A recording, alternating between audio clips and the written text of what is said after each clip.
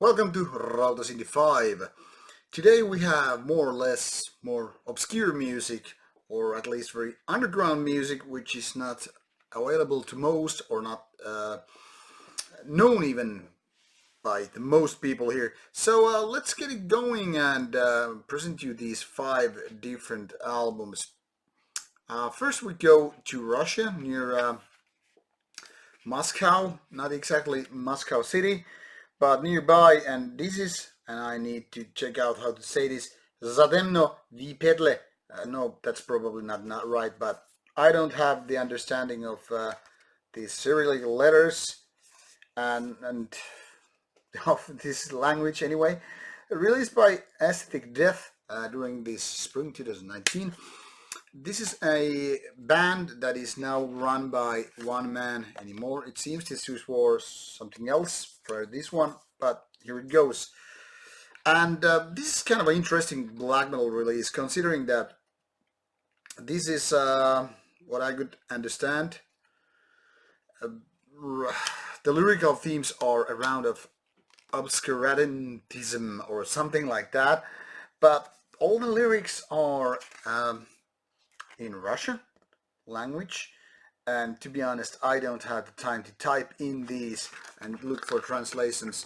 Obviously, I don't pay that much attention into the lyrics anyway when I'm doing this video, so why make an exception? But so that you know. So this music is a weird combination of kind of atmospheric black metal, kind of a drug-like creation, but done with accordion and whatnot. And these elements with these kind of non-metallic parts, even non-black metallic parts anyway, create this kind of really weird mishmash of an album, which then again has very strong parts in the truth sense, but also makes me feel like that it's not like this guy in the band was always very aware what he's doing. This is kind of a like experimental black metal meeting atmospheric black metal, and even though there are some parts that are just like, why the hell not? Some of these are just making this album quite a mediocre case. I wouldn't call it a bad one, but I really didn't get into the mindset of this band. Maybe too obscure for me anyway. I don't know, but even though it has its moments, not really great one there. But if you feel like going for more experimental side, why the hell not? Give that one a chance. Then we go to a Netherlands, I think this one was from, called Doodswens. This was sent to me by the band itself. It's actually called Demo 1. On Metal Archives, this is just called self-titled Doodswens. But whatever the official name is, here it is. You can see the CD. So this is kind of like a demo on MCD format, technically speaking, for songs, not very lengthy one. And it's a combination of kind of a raw black metal with more atmospheric parts. And while not just, greatly balanced release, I think it's actually quite a good one, considering that this is a demo one, not your debut album, which are usually more consistent, better all over than just a rich demo. So Doodswens has these faster, more intense parts, but on the balancing side of things, they also have these very slow-paced or mid-tempo parts, which then again kind of create the diversity which this kind of black metal often lacks. And I think Doodswens is doing quite well. There are parts that feel like almost like non-black black metallic, like the last track, but then again, it's not like it's ruining the whole thing here. So quite good, a starter for this new band. So if you haven't checked it out before, I strongly recommend you doing so. But just don't expect 5 out of 5 star greatness, and you should be totally aligned and adjusted for this band. Nice starter for a new band. Then we go into a kind of a more obscure stuff once again. This is called Arcane Voidsplitter with the second album of Voice of the Stars. Doesn't really look like a metal album necessarily, not to mention the 3 tracks here, which is the whole ingredient. And don't let this fool you, this is over 60 minutes of music here, and it's kind of a metallic, and on the other hand, it's kind of not. And if this seems confusing, let me try to introduce you what this music is all about on this rather nice looking digipack by Aesthetic Death. So this is labeled on Metal Archives anyway as kind of a doom drone metal, and I think it's very accurate because the music here is not exactly doom metal. First of all, there are no vocals. It's just instrumental all the way down for its 65 minutes or so. And secondly, there are no drums. It's just mainly guitar and synths creating this kind of a drone-ish, almost ambient-like, well, an album. And it's working actually very, very nicely. You know, for some people, this kind of a release might be just too boring, not enough happening kind of a release. But for me, being also a dark ambient fan, this actually works pretty damn well. So what these songs are all about, they're like one 14-minute and one 15-minute song, and in the middle, a song that lasts almost for 35 minutes. So these are the tracks that create this kind of a cosmic space-like, you know, feeling, atmosphere, whatnot. And well, to be honest, it's an interesting creation. On the other hand, not much is going on, and in that respect, this album might feel like too lengthy for its own, you know, feeling. It could have been shorter and not missing anything. Then again, we're coming from, you know, ambient background as well. I think it's kind of a justified to have these length tracks because obviously you don't go to these kind of a cosmic, you know, feelings with just some 5-minute tracks. You need that stuff to, you know, kind of build up. So this kind of album that just might leave some people like boring, nothing really happening in 3 minutes. I just want to go get my dose of energetic metal and all that stuff and get it on over with it. But this is like the opposite. This is not an album to give you a little bit of, you know, adrenaline spike for a gig that is about to take place, you know, you're drinking beer and whatnot, but more on the kind of a like sit down on your bed or couch or whatever, or maybe you just need some kind of soothing music when you're working or contemplating on things and whatever. I think Arcane Voidsplitter managed to do quite nice an album, but there's also quite much room for improvement because it seems that the whole potential is not tapped into yet. It's like this is reaching to the point where things are actually formulating into a great music.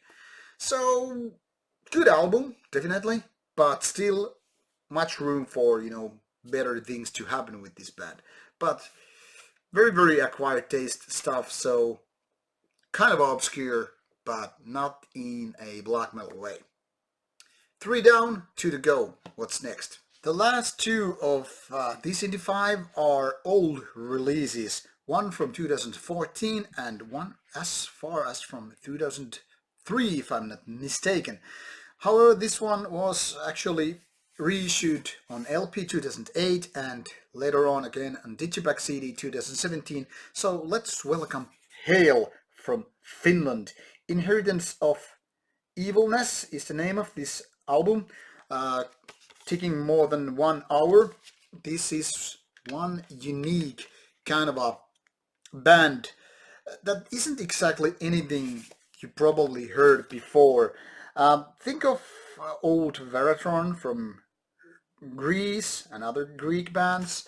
Think of Ride for Revenge. Think about early Celtic Frost, and you just might have a clue what this band is all about. Except that this is also kind of death metallic in growling vocals and even some of the riffs. So it's kind of a hybrid, like you know, the chimera monster in Greek mythology, having parts of different animals. But that makes Hail actually very interesting. And this album, despite being maybe too lengthy, with too much lengthy tracks, I'm always complaining about that. I do know that.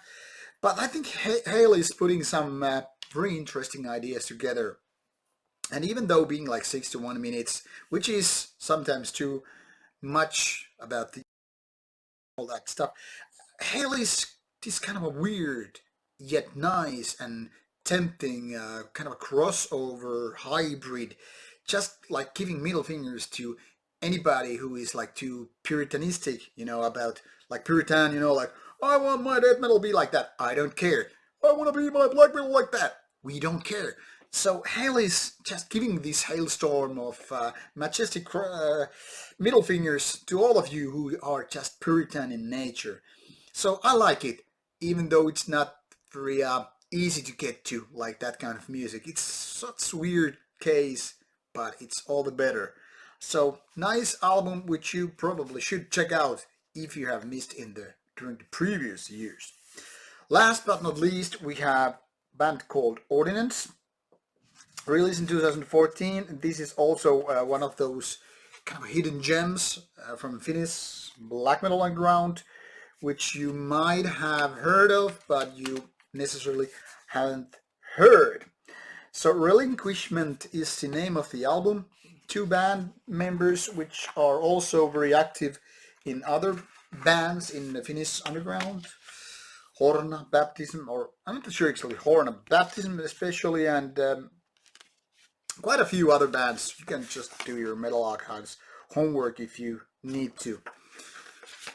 And well, these are quite a thick of a booklet, having lyrics in a rather not easy to read font, but then again making this more personal, more handwritten. So how to describe Ordinance album? Well, first of all, it's unique. It's kind of a traditional black metal, but then again not typical at all. It also has kind of a folky elements, but not the type you probably are thinking about. It's more about these acoustic guitars, kind of a soothing moments, and parts that are just, you know, to balance out this kind of a violence and whatnot. Black metal is so often all about, or sort of mysticism. Also, lasting more than an hour. This is quite a heavy album to sit through, you know, one go, and I think that's maybe the biggest flaw with this album. There's just too much to get to listen to because not all ideas are that good. Then again, overall, you know, atmosphere with this album is just great, and it's very kind of organic in sound. It doesn't sound like, you know, those overproduced modern black metal albums, but more like, you know, somewhere between the crappy demo recording and, you know, this hi-fi studio thing. But what I like the most with Ordinance is that their music is kind of unique, different, but at the same time similar to Hail. It's like this would be some weird father, you know, fathering both of these kids. And yet at the same time, coming from two different mothers, they don't exactly look like the same, but they have some same DNA. I don't know, maybe this is all because of my imagination. Because the funny thing is, actually, I got these CDs as early as Steelfest 2018, so it took me almost a year to listen to these. Why? Because a lot of Q and whatnot, and these were older releases, so I had to get these out of my list before they're like long overdue. Both are older albums, so why the hell not just to check them out right now even. And I don't know how active these bands are. Not active enough, I know that for sure, but kind of interesting takes. Anyhow, here's the Indie 5 with 5 totally different bands and albums for your listening pleasure, I hope. So looking forward to your comments and opinions about these albums. Have you heard any of these? And if you have, what do you like? Thank you for watching, and see you soon with more Rauta reviews.